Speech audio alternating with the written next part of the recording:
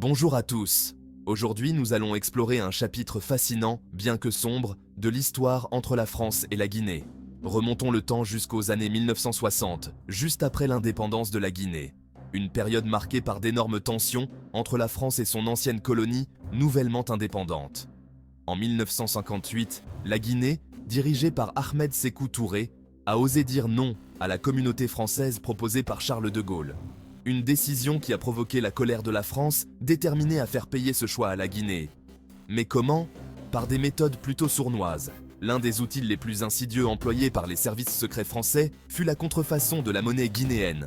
Imaginez un instant, la Banque de France se met à imprimer de faux billets guinéens. Cette fausse monnaie était ensuite injectée dans l'économie du pays. Dans quel but? Déstabiliser l'économie en provoquant une inflation galopante et en dévaluant la monnaie locale. Un véritable coup bas. Mais ce n'est pas tout.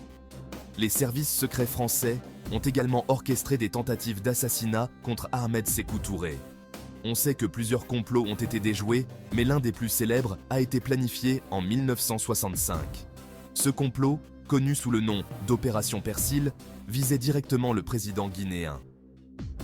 Heureusement, cette tentative a échoué, mais elle illustre les extrémités auxquelles la France était prête à recourir pour déstabiliser la Guinée.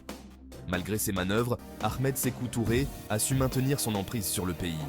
Il a dénoncé publiquement ses actions, utilisant même cette pression extérieure pour renforcer son pouvoir interne. Paradoxalement, ces attaques ont consolidé son image de leader nationaliste et cimenté son autorité. Alors, que retenir de cette histoire? C'est un rappel puissant de l'impact des jeux de pouvoir internationaux sur les jeunes nations. C'est également une leçon de résilience face à l'adversité.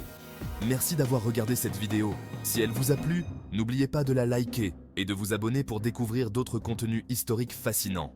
À la prochaine!